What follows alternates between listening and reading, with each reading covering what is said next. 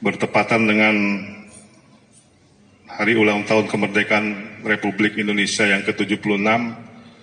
Alhamdulillah Allah masih memberikan nikmatnya kepada kita semuanya untuk taqarrub ilallah kepada Allah Subhanahu wa Ta'ala dan juga mensyukuri semua nikmat yang telah diberikan Allah kepada kita. Semoga ini menjadi jalan kita semakin dekat dengan Allah Subhanahu wa Ta'ala.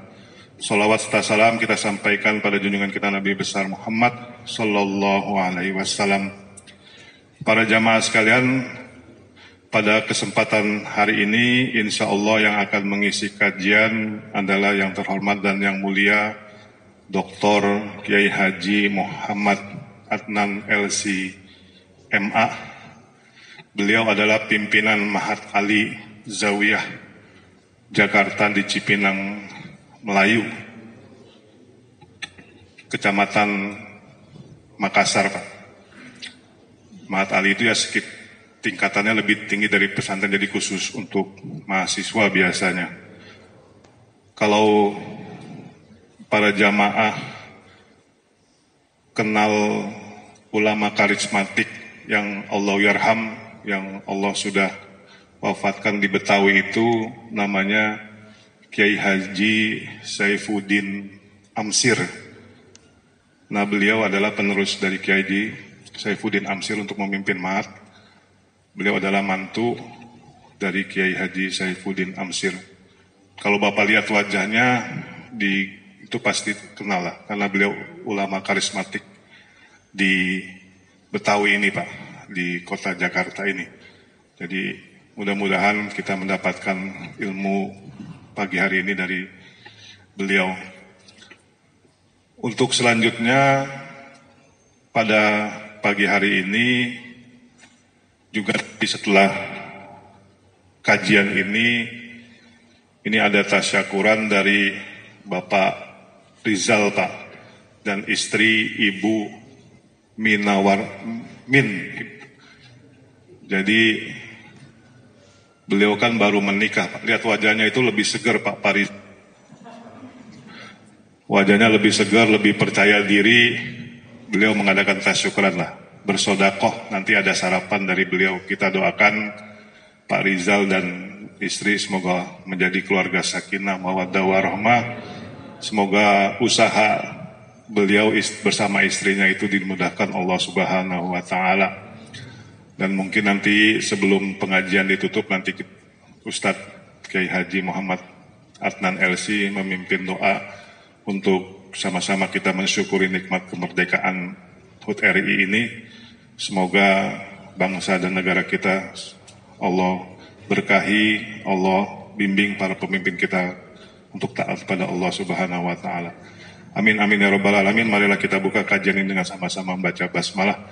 Bismillahirrahmanirrahim. Terima kasih. Assalamualaikum warahmatullahi wabarakatuh. Pada Ustadz waktu dan tempat kami.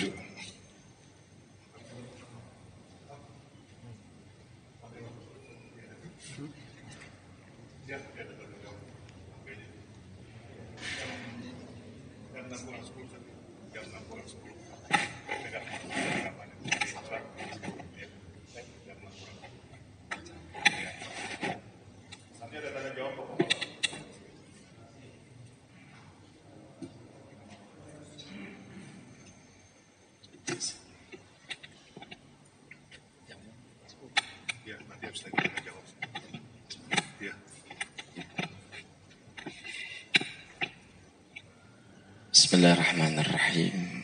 Assalamualaikum warahmatullahi wabarakatuh.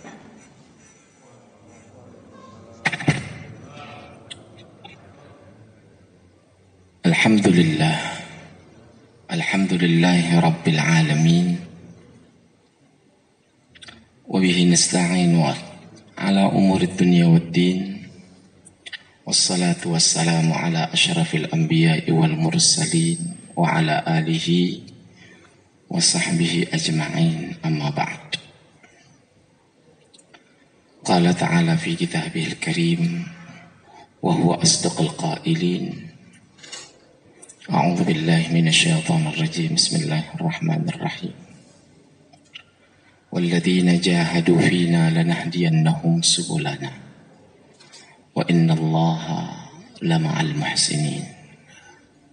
Sadaqallahul azim wa ballagha rasul habibul karim wa nahnu ala dhalika minasy syahidin wasyakirin walhamdulillahi rabbil alamin. Yang terhormat para sesepuh, para asatidz, para ketua pengurus masjid sekalian, saya cukup bergembira untuk bisa bermuajahah dan bersilaturahmi, karena memang dengan seperti ini mudah-mudahan Allah panjangkan umur kita. Mudah-mudahan Allah tempatkan kita dan kita diberikan pahala yang besar di akhirat nanti. Amin amin ya rabbal alamin. Jamaah sekalian, kemarin ada mahasiswa saya nanya, saya diberikan waktu sampai jam 6 kurang 10 menit. Ya, biar nanti ada tanya jawabnya Ustaz ya. Jadi saya langsung ke poinnya aja deh. Ya, biar pendek, yang penting kena. Mahasiswa saya ada yang bertanya, Ustaz, emangnya betul hubbul watan minal iman itu masuk dalam kategori hadis? Saya tanya, kenapa? Ini ada teman saya bilang kagak bener tuh, itu bukan hadis. Kan sering kita dengar tuh dan kita ucapin hubbul watan minal iman, hubbul watan minal iman. Cinta tanah air adalah bagian dari iman. Kan begitu ya yang kita dengar. Ya.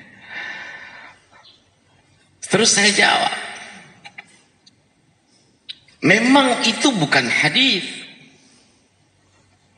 Kalau kita cari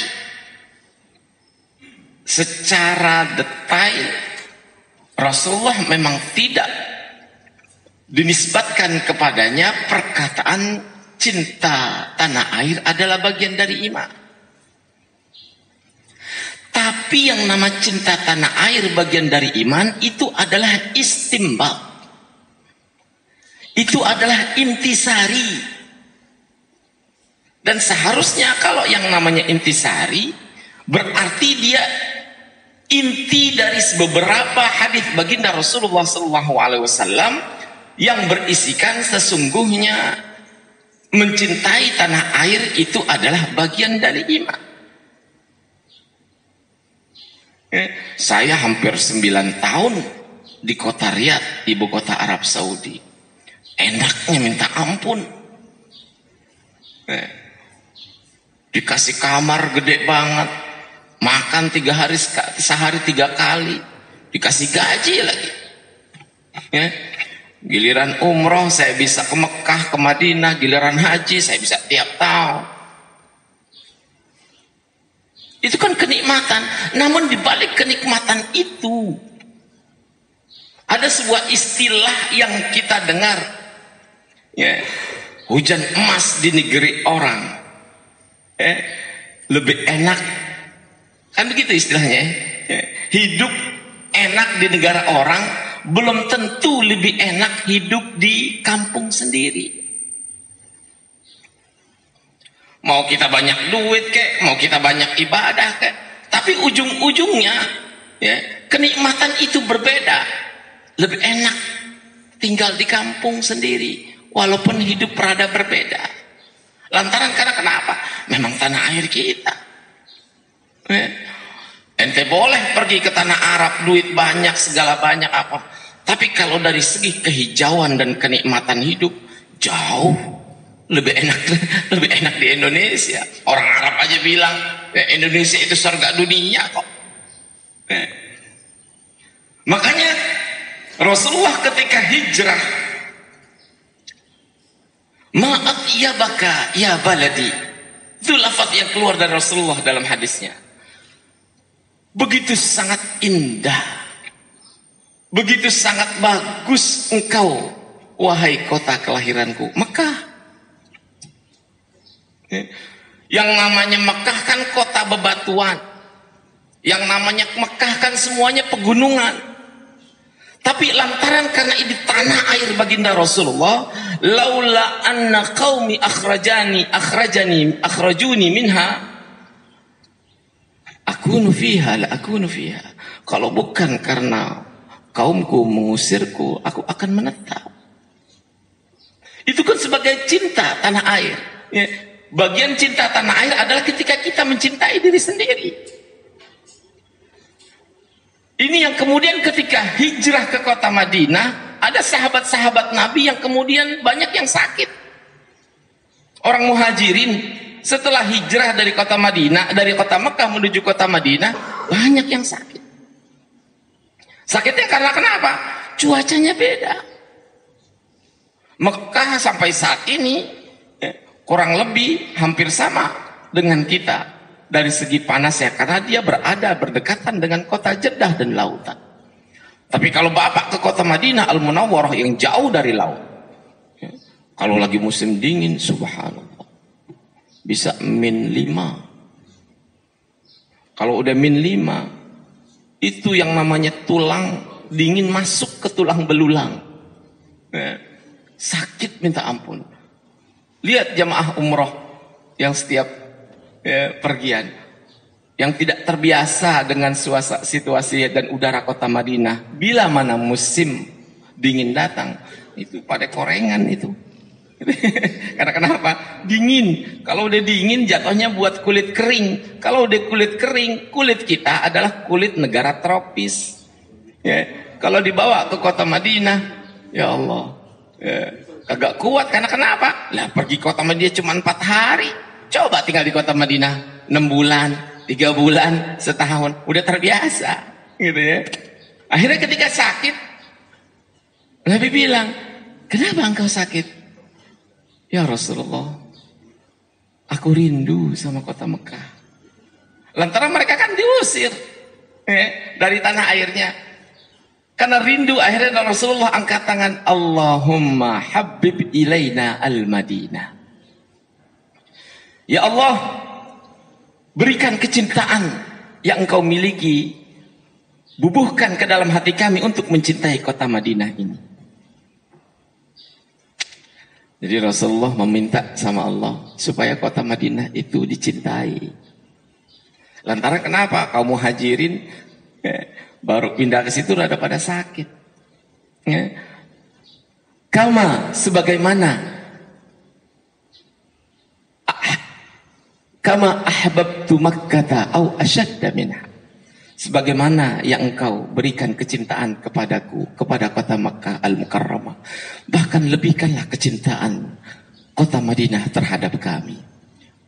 Wa barik fi sa'iha wa muddiha, dan berkahkanlah setiap timbangan dan mudnya kota Madinah Al-Munawwarah. Bahkan enggak tanggung-tanggung. Itu kan berarti kan kota kedua bagi Rasulullah.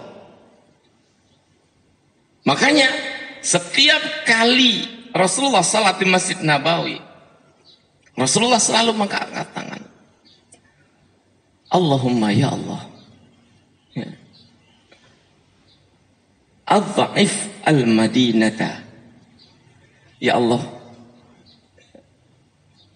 berikan 2 kali lipat kota Madinah ini minal barakati, dari keberkahan, kama sebagaimana yang engkau berikan kepada kota Makkah Al-Mukarramah.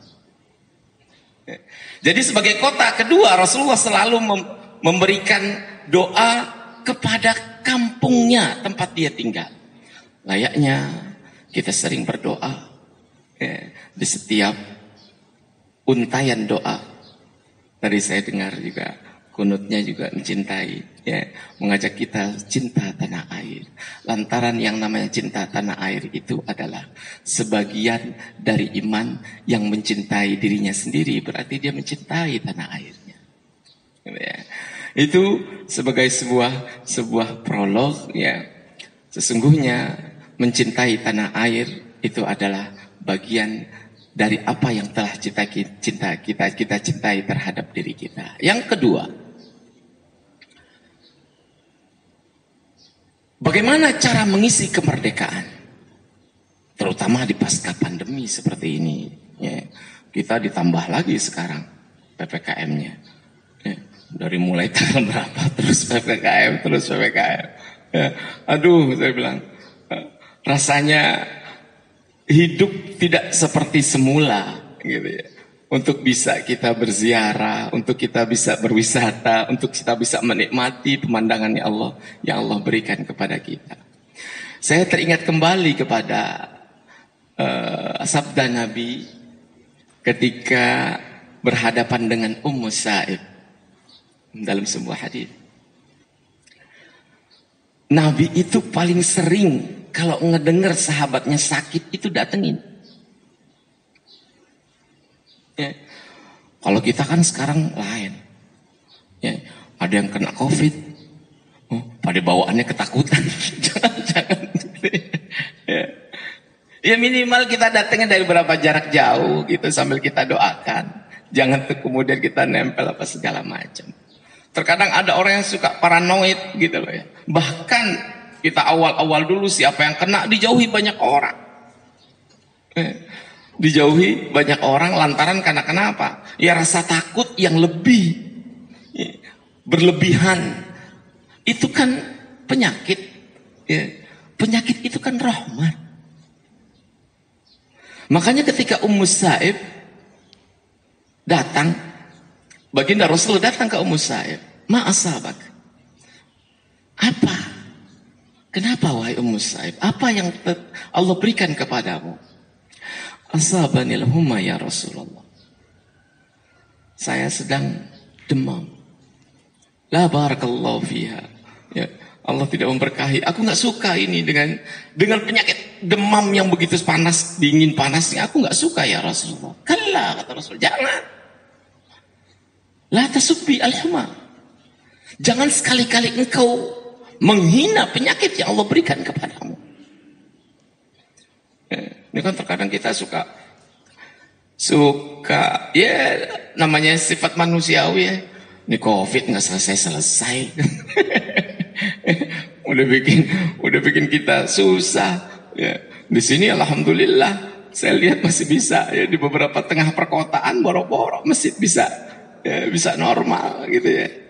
Bahkan di tepi-tepi jalan itu, ya Allah, kagak boleh ngadain Jumatan segala macam. Ala kulli hal, ya, ada sebuah fondasi yang Rasulullah berikan. Ya. Fa innaha, sesungguhnya penyakit demam itu, ya, yaghfiru khatayaki. Ya. Penyakit yang engkau idap itu jangan engkau hina, karena itu adalah ya, menghancurkan dosa-dosa yang engkau miliki.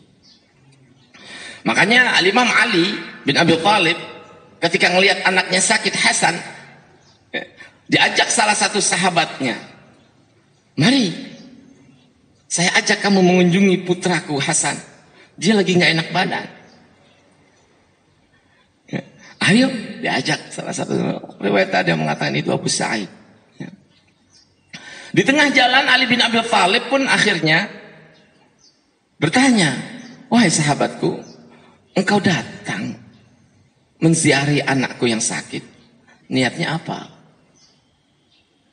Niatnya hanya sekedar nggak enak sama aku karena aku yang mengajak, atau karena memang engkau berniat untuk mengunjungi orang sakit?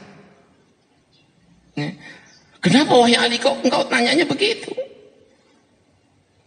Kata Ali, aku mendengar Rasulullah SAW bersabda, barang siapa seorang mukmin yang mengunjungi saudaranya sakit dengan niatan untuk memberikan dia doa, menghiburnya, ya, memberikan doa dan mengunjunginya sebagai bentuk perhatian, ketahuilah sesungguhnya ada 70.000 malaikat yang Allah turunkan ketika engkau sedang mengunjungi orang sakit, menghiburnya dan mendoakan.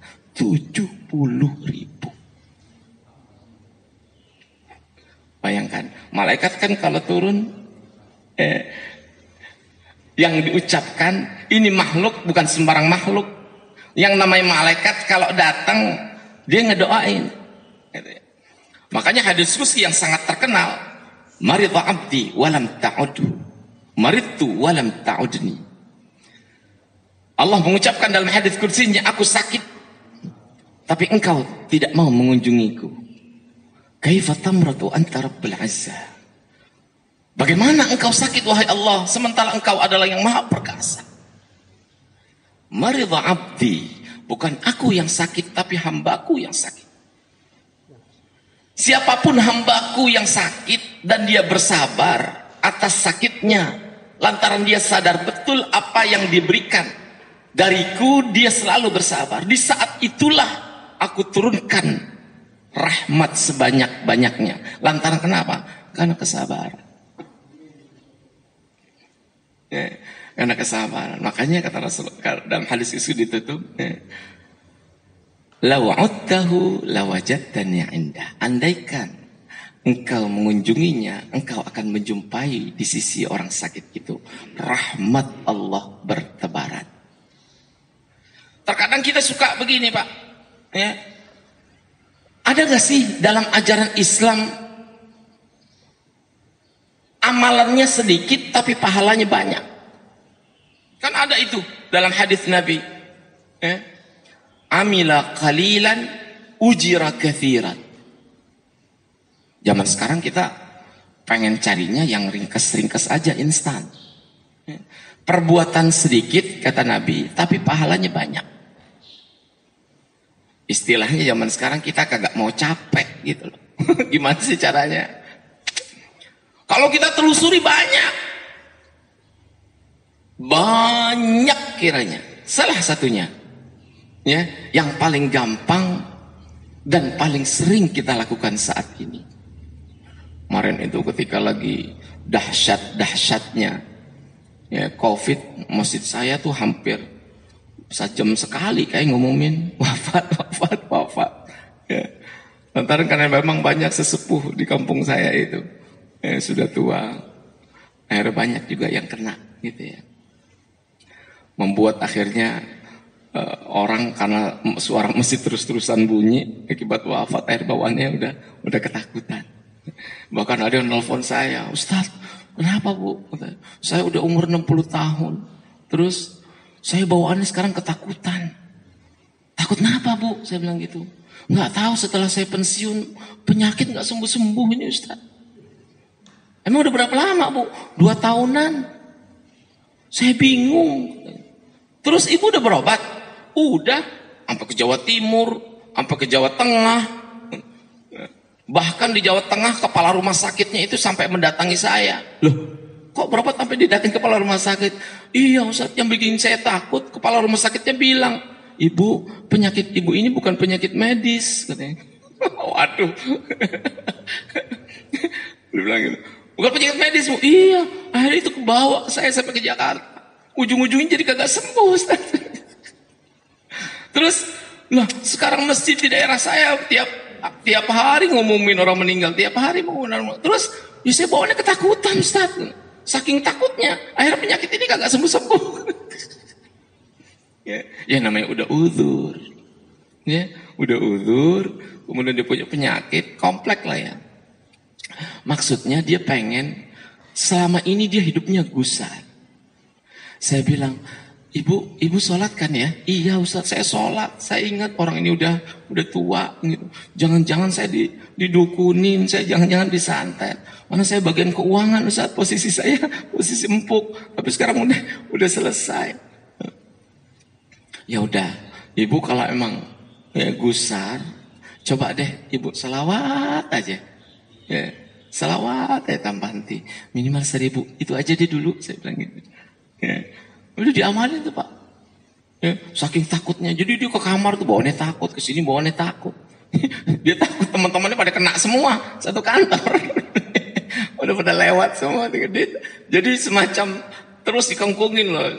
Ini nanti bentar lagi jatahmu. Saya bilang enggak, kan namanya umur. Saya bilang, ibu, yang namanya penyakit, siapapun manusia yang memberikan ibu penyakit, enggak bakalan kena kecuali dari izin dari Allah. Kalau ibu takut sama orang, datengin, ya, ketok pintu langit sekeras-kerasnya. Ya. Kalahkan dengan pemilik sang pencipta. Ya Ustaz, saya amalin. Gitu ya. Belakangan 3 minggu apa gitu. Dia telepon lagi. Ustaz, alhamdulillah rada legaan gitu ya. Rada tenangan gitu ya. Rada tenangan, udah bisa jalan pelan-pelan. Ya, tambahin dong Ustaz, tambahin apa lagi? Saya bilang, ya doanya biar tambah, biar saya pengen cepat hilang. Ya Bu, itu aja amalin dulu. Tambahin 1 aja. Saya bilang, ya udah gini aja Bu. Ibu hafalkan ayat kursi. Kalau ayat kursi hafal Ustaz. Ya udah tambahin itu. Jadi ternyata ketagihan dia amalin terus kita ketagihan. Nah, kaitannya bagaimana dengan amalan yang instan? Salah satunya adalah bagaimana mendapatkan pahala seukuran gunung Uhud. Amalannya sebentar, amalannya pendek, tapi pahalanya 1 gunung. Bapak, Ibu kalau yang pernah ke kota Madinah melihat kan yang namanya Jabal Uhud. Jabal Uhud itu kan tinggi besar, ya, besar terus panjang. Ya. Susah kita naiknya itu. Sebesar itu pahala yang didapat. Siapa gerangan ya Rasulullah? Orang yang mendapatkan ini. Ya. Makanya Rasulullah dalam sabdanya, maukah engkau mendapatkan pahala besar tapi amalannya pendek? Apa gerangan ya Rasulullah? Kalau ada yang wafat, kamu sholatin. Sholat jenazah. Berapa menit sih sholat jenazah? 4 kali takbir, salam. Ya, dengan bacaan-bacaan yang di setiap kali takbir itu. Rasulullah bilang itu pahalanya 1 qirat. Dan itu sama dengan 1 gunung Uhud. Pendek, sebentar, pahalanya gede. Tambah lagi, ya, wa idza mata fatba'hu. Itu kan dalam hadisnya. Jika ada saudaramu yang wafat, maka ikutilah. Ikuti kemana? Ya ikuti ke liang lahat. Kalau sempat ada waktu kemudian makamin, temenin makamin, doain. Itu dapat lagi 1 gunung Uhud pahala. Pendek, Pak. Ya, nggak capek. Yang penting modalnya cuma 1, ikhlas. Makanya terkadang saya bingung. Ada murid saya, Ustaz, ya, saudara saya wafat, pamannya, saya bingung. Kenapa wafat di mana? Di rumah sakit, Duren Sawit. Terus, ya, saya bingung. Tahu dimasukin aja ke dalam ambulan. Ya. Terus maunya kamu, saya pengen nyolatin, Ustaz. Saya takutnya nggak disolatin. Nggak disolatin. Terus bagaimana? Ya, wafat. Bingung saya. Ya udah kalau emang gak sempet, lah itu kan udah di keranda, udah diikat itu. Ya udah diplastikin lagi, dipetiin, diplastikin lagi terus sampai dilem, bahkan dipaku. Ya.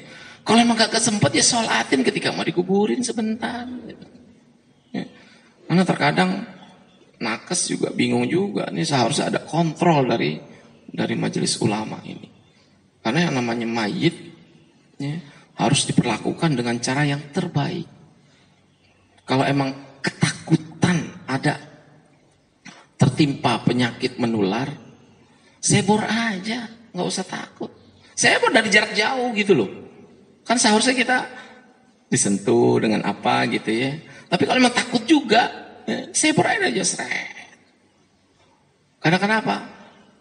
Adaban wahtiraman lil jasad, sebagai sebuah adab. Ya, untuk si mayit untuk dibersihkan. Ini kan kagak ada soal nakes gitu lapor. Saya nggak mau bersuutan. Ya karena ini laporan dari orang kesehatan. Ustaz tuh gimana ya? Habis mati langsung aja tuh diplastikin gitu. Lah, kok bisa begitu? Dimandiin nggak? Kagak Ustaz, orang benar nular. Terus ditayamin nggak? Nggak tahu deh tuh. Kayaknya langsung diplastikin selesai, langsung masukin. Loh kagak boleh begitu saya. Memang kalau emang dalam keadaan darurat betul gitu ya. Dia walaupun yang namanya kategori mati syahid ini kan Covid ini kan mati syahid. Ya, mat'un asyuhada'u khamsah. Orang yang mati syahid itu ya, Imam Syafi'i menggolongkan itu adalah syahid akhirat. Ya. Sekedar untuk menggugurkan gitu ya. Silakan ditayamumkan. Dan tayamum bisa pakai plastik. Gitu ya, kalau emang nggak mau dimandiin, kalau emang nggak mau diseborin. Maksud saya ini harus dikontrol karena dunia bagian kesehatan kan nggak tahu tata caranya. Sebagai adab, walaqad karramna bani Adam. Aku yang telah memuliakan anak Adam.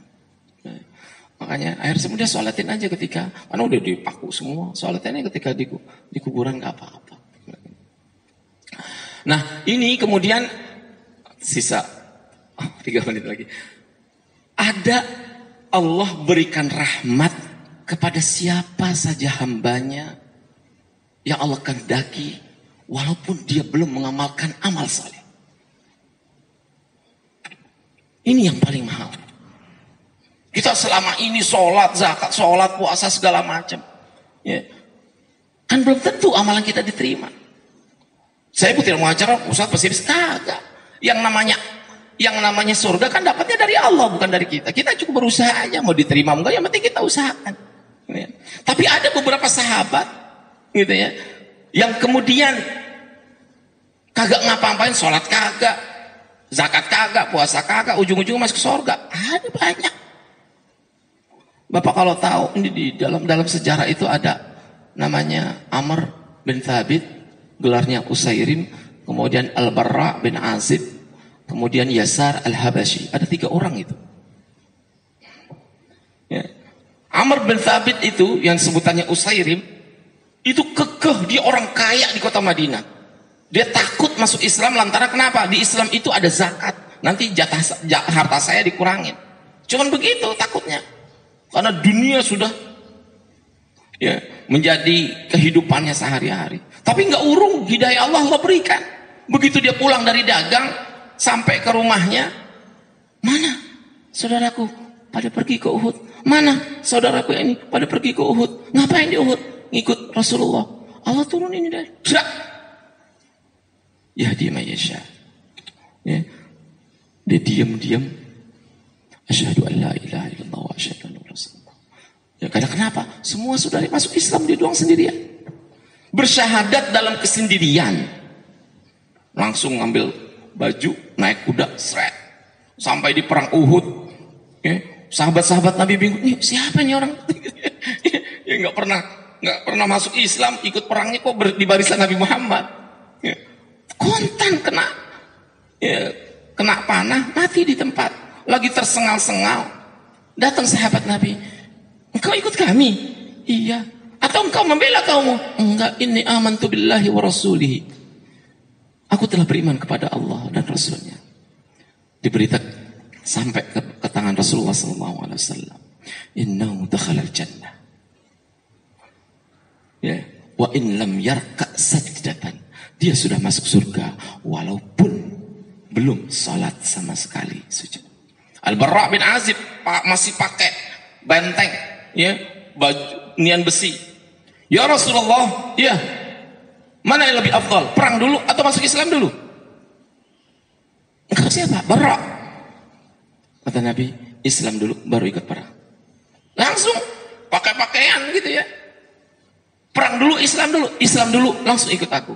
Islam syahadat langsung ikut perang. Sholat juga belum. Wafat di tempat dakhalal jannah. Sesungguhnya aku melihat di Barra itu jasadnya sedang dibawa oleh malaikat yang diiringi oleh bidadari cantik. Ada lagi seorang budak Yasar Al-Habashi. Ketika Rasulullah SAW berjalan di tengah jalan, ya, panggil budak itu, dipanggil. Ya Rasulullah, dia tahu itu Rasulullah. Ya. Kata Rasulullah, engkau menggembala budak? Iya. Ya. Tuanmu Muslim? Tidak, Yahudi. Kamu Yahudi? Ya Rasulullah, aku pengen ikut engkau, tapi aku takut. Karena tuanku, majikanku adalah Yahudi. Ya. Udah kamu masuk Islam, ikut saya. Ya. Langsung bersyahadat di hadapan Rasulullah. Kemudian dia bertanya, ya Rasulullah, ini domba-domba, kambing-kambing ini gimana? Aku ikut kau berperang ini gimana? Sementara ini amanat orang. Punya majikan, punya tetangga, punya ini, punya ini. Kata Rasulullah, khud sab'al hasiyat. Ambil 7 kerikil. Nah, diambil. Dibacain sama Nabi. Nih pegang. Ya. Timpuk ke setiap domba-domba itu. Ya. Dia balik ke tuannya. Ditimpuk. Tak, lari itu domba. Timpuk, trek, lari domba. Timpuk, trek, lari. Lari kemana? Ke pemiliknya. Dengan mukjizat baginda Rasulullah SAW. Begitu ikut langsung syahid. Gitu ya. Ala kulli hal, bentuk syukur kita kepada Allah adalah di hari kemerdekaan. Bagaimana kita berbuat baik mumpung di bulan Muharram. Bulan Syahrul Muharram itu bulan yang paling baik. Ibnu Abbas pernah meriwayatkan, ikhtassallahu arba'ata ashhurin hurumat. Sesungguhnya ada 4 bulan yang semuanya adalah bulan haram. Kalau ada bulan Muharram, wal hurumati qisas. Dan setiap kesucian itu ada balasnya. Ketika ada kekhususan berarti setiap perbuatan Allah lipat gandakan menjadi banyak di bulan suci, di bulan Muharram. Ya. Dosa pun begitu. Dosa pun begitu. Saya tutup dengan sebuah ayat ya, yang tentunya ini menjadi sebuah peringatan untuk kita selalu bersyukur kepada Allah. Ya. Bersyukur kepada Allah dengan cara nikmat yang Allah berikan ini kita jadikan sebagai amal saleh. Ini ada di surat Saba. Ya. Surat Saba ayat 15. Ayat 15 ini sampel yang paling gampang untuk dijadikan sebuah peringatan. Ya. Laqad kana li Sabain telah ada di kota Saba. Saba itu dekat dengan Yaman. Ya. Ini surat Saba ayat 15. Fi maskanihim, di dalam tempat-tempat tinggal mereka ayat tanda-tanda. Artinya Allah memberikan nikmat yang banyak banget. Ya, makmur, sehat, sentosa, hidupnya nggak susah, makanan semua ada, tanah tumbuh, makanan, bebuahan segala semua. Orang berkecukupan semuanya. Ini ya. Jannata ini 2 kebun yang mereka punya, an yaminin wa an shimalin. Di kanan dan di kiri semuanya ada kebun. Ya. Kulu mir rizqi rabbikum, makanlah dari rizki Tuhanmu, washkuru lahu, dan bersyukurlah. Gitu ya. Baldatun tayyibatun wa rabbun ghafur. Negara yang baik, yang mensyukuri nikmatnya, Allah akan ampuni seluruh penduduknya. Fa'aradu, tapi kemudian mereka berpaling dari Allah. Fa'arsalna alaihim sailal arimi, maka aku kirim berupa banjir. Jadi sungai di tengah-tengah kota itu yang biasanya mengaliri dan membuat subur, Allah perintahkan banjir. Gitu ya. Tahu sendiri kalau ada banjir. Ya. Wabaddalnahum, kemudian kami ganti mereka bijannataihim jannatai zawatai ukulin, dengan 2 kebun yang akhirnya melorot. Orang kalau ada banjir tanaman kan rusak, panen pun kagak ada. Gitu ya. Khabtin wa athlin wa syai'in min sidrin qali. Ya, dari segala macam tanaman yang mereka biasa tumbuh, akhirnya gara-gara banjir nggak numbuh kecuali sedikit. Kalau di sedikit akhirnya jatuhnya kekurangan. Ya, ditutup dzalika jazainahum bima kafaru wa hal yujza illal kafur. Itulah balasan orang-orang yang tidak mau mensyukuri nikmat Allah, ya, dan tidak ada balasan kecuali orang-orang yang tidak mau mensyukuri nikmat Allah. Itu mohon maaf bila ada kepanjangan, silakan kalau ada yang bertanya.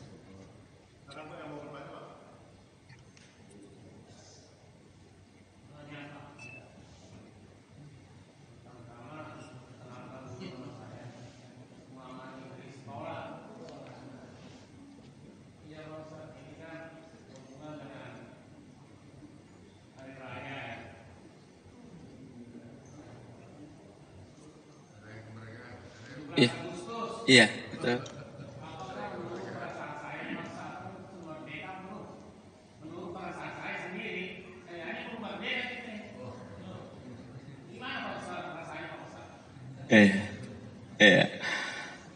Ini tinjauannya terlalu besar ya. tinjauannya terlalu besar kalau kita katakan merasa belum merdeka. Hakikatnya sesungguhnya ketika orang banyak berbeda pendapat ya. Ini terkait dengan, ini Bapak tinjauannya dari apa nih? Dari ekonomi, politik, apa dulu nih? Biar jelas semuanya. Ya. Ya. Ya. Terkait dengan belum merdeka, tinjauannya adalah sesungguhnya lebih kepada yang Rasulullah sabdakan. Pertama, rasa cinta dulu ya. Pertama itu rasa cinta. Kalaupun dari sisi ekonomi itu sorotannya kepada kebijakan. Kalau kita berbicara, saya kebanyakan orang tentu akan merasa kita masih berada di pengaruh kekuasaan orang lain. Ya, kalau kita bisa masukkan ke ranah seperti itu ya. Ini tidak bisa keluar bila mana, jangankan masalah ekonomi deh Pak. Ya, jangankan masalah ekonomi. Sekarang di antara kita masih ada yang gak bisa membedakan antara akidah dengan kemaslahatan. Antara akidah dengan kemaslahatan. Di antara kita saat ini masih mempertanyakan bentuk negara. Negara kita itu negara apa? Di antara kita masih seperti itu. Ya. Sebab kenapa? Banyak orang berpikiran sesungguhnya muslim di dunia itu adalah satu, sehingga tidak ada sekat dan tidak ada pembatas. Akhirnya kenapa? Akhirnya mereka berpendapat kita ini muslim atau bukan muslim, atau muslim yang tidak mau mengajarkan ajaran Islam. Ini kembali tidak lepas dari unsur politik. Saya Pak, ini jadi panjang lagi ceritanya nih. Ya, di Arab Saudi terakhir ketika kasusnya ISIS, itu banyak seorang anak yang bunuh orang tuanya. Pakai pisau, hidup-hidup. Anak muda umur 18 tahun, kembar. Yang disayat siapa? Ibunya. Gara-gara apa? Gara-gara ibunya melarang dia pergi ke Suriah. Ini kan ada sebuah pemahaman yang membuat akhirnya itu anak yang otaknya bersih, otaknya bagus, tapi kemudian ketika diisi sesuatu yang berlawanan dengan syariat, akhirnya yang diharamkan membunuh itu dia lakukan. Lantaran karena kenapa? Bapak ibu saya itu kafir karena telah menolak saya untuk pergi di medan jihad dan berperang. Di situ akhirnya menjadi sebuah masalah. Artinya ada banyak pengaruh ya ke bumi Indonesia, ke anak-anak muda yang kemudian dia tidak mau mengikuti arahan, mengikuti apa yang sudah dijadikan ya, fitrahnya seseorang untuk mencintai tanah airnya. Inilah yang kemudian jangankan itu Pak, pamannya pun ada dibawa, dia seorang polisi, dibawa, paman ikut saya kemana, jalan-jalan, dibawa ke tengah padang pasir, ditelanjangin, diikat, difoto, ditembak pakai pistol, masuk ke YouTube, gelegar. Artinya ada tarik menarik gitu loh, untuk bisa menghancurkan umat Islam dari dalam. Ini kalau kita berbicara masalah keagamaan ya. Kalau masalah ekonomi itu kan kebijakan pimpinan, kita nggak bisa berbuat apa-apa. Kita cuma berdoa. Nabi bilang, kalau engkau merasa tidak puas atas pemimpin wali amr engkau, jangan kemudian kita mencerca, menghina. Aduh, jangan deh. Ya.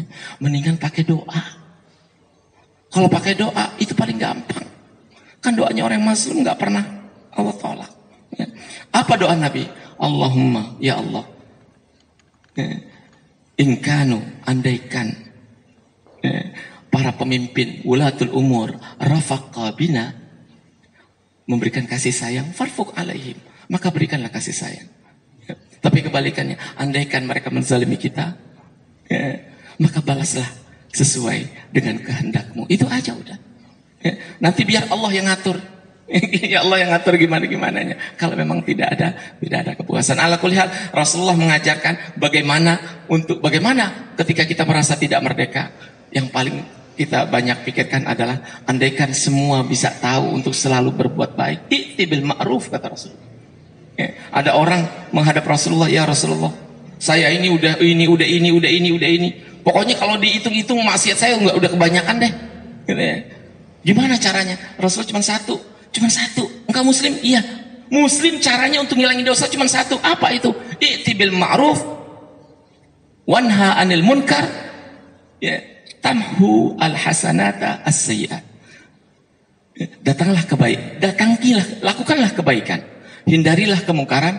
Kalau engkau sadar, di tengah sadar itu, maksiat yang engkau lakukan, dosa besar yang itu hilang otomatis.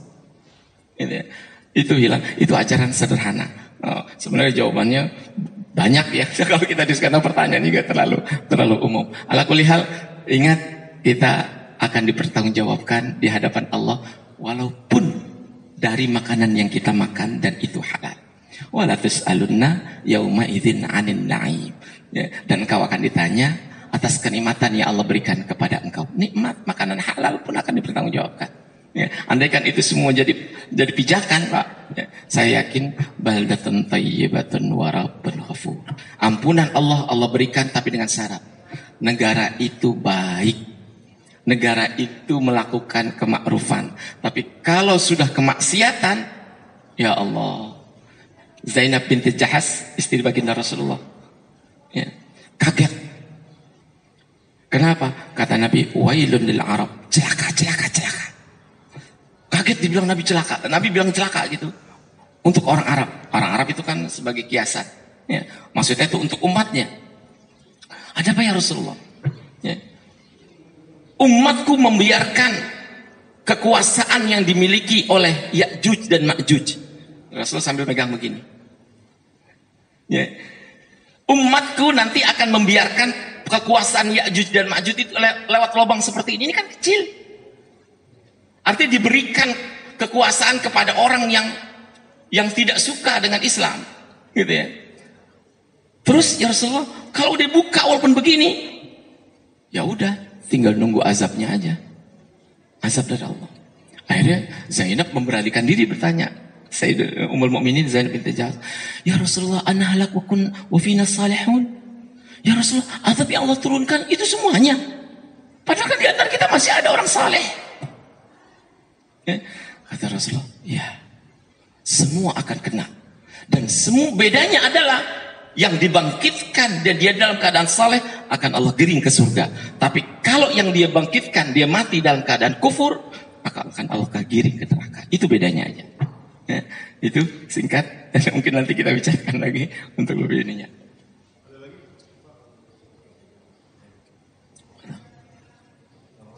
Ya, nggak apa-apa.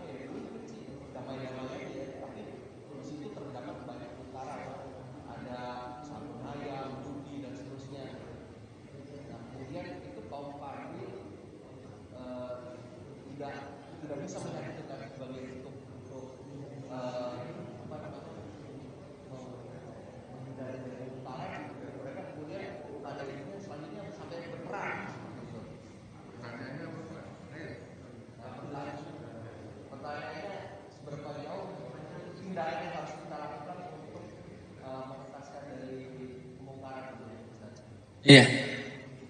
Saya pernah tinggal di Pakistan kurang lebih 4 tahun. Jadi semenjak jatuhnya Afgan itu, serangan Amerika itu, saya masih di Islamabad. Saya ingat banget itu. September atau Oktober kalau nggak salah itu. Jadi gini.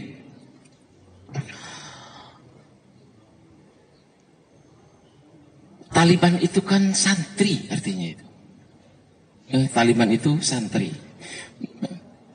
Jadi dia melihat itu kan negaranya hancur, Pak. Hancur. Negara itu hancur. Bahkan waktu serangan, ingat itu tahun berapa itu? 2001 apa itu? Setiap jengkal itu semuanya bom. Makanya Amerika masuk nggak ada perlawanan sama sekali. Karena memang saat itu Presiden Pakistan Pervez bilang, ya, kamu mundur, nggak bakalan bisa kuat ngatasin Amerika. Teknologinya terlalu canggih. Mundur, udah. Ya. Cuman sekarang begitu masuk ke dalam, ya dikirain dapat keuntungan kali, kagak dapat. Ya emang negara hancur mana? Memang ada minyak, kagak ada minyak. Sekarang udah habis-habisan segala macam. Mereka mengatakan rugi-rugi, ya rugi emang. Nafsu syahwat, kekuasaannya terlalu tinggi, Allah balik itu. Akhirnya dia pulang sendiri. Sekarang ya begitu mereka pulang, kelegepan di dalam, nggak ada bantuan dari luar. Gitu ya. Nah tujuannya apa sih Taliban? Pak, yang namanya santri itu kan mereka belajarnya pertama, mereka punya kebiasaan sebelum belajar itu hafal Quran. Mereka punya kebiasaan sebelum belajar yang resmi itu hafal Quran. Udah hafal Quran baru belajar yang resmi. Ya, mereka mencoba yang selama ini negaranya amburadul, ya dapat sumbangan dari ini itu masuk kantong, dari sumbangan dari ini itu masuk kantong, gitu ya. Akhirnya kalau udah kayak gitu kan orang kagak puas. Ya. Itu yang namanya kompleks, Pak. Karena di Afghanistan itu hidupnya kabilah. Kabilahnya itu dia punya bom sendiri, punya tentara sendiri. Saya ingat itu. Ketika ada salah satu di Baluchistan, ada sepasang laki perempuan berzina. Berzinanya di mana? Di pojokan. Ya, pojokannya dekat pembangkit tenaga listrik. Laporan kepada kepala kaumnya, ya, nggak tanggung-tanggung tempat zinanya, bukan orangnya. Tempat zinanya itu dibom. Saking kenapa? Itu khabith. Ya, di situ terjadi sesuatu yang Allah tidak sukai. Makanya ketika tadi Zainab binti Jahash, ya Rasulullah, kenapa Allah turunkan azab kepada kami walaupun di antara kami banyak orang saleh? Idzan tasharal khabath, kata Rasulullah. Ya. Ketika banyak kemungkaran dan kemaksiatan merajalela dan tidak ada amar ma'ruf nahi munkar, disitulah kemudian Allah turunkan azab. Karena kenapa? Khabath. Ya, kalau Allah punya kehendak di situ. Makanya saya berharap karena kita sudah ada tempatnya ya, entah itu di DPR, MPR, ya untuk bisa meralat jika ada kemungkaran segala macam. Ya, minimal kita kalau mereka juga ikut-ikutan, minimal kita bersuara. Ya, kalau bersuara, didengar, mau dilaksanakan atau tidak, itu urusan mereka. Ya, mereka enak di dunia.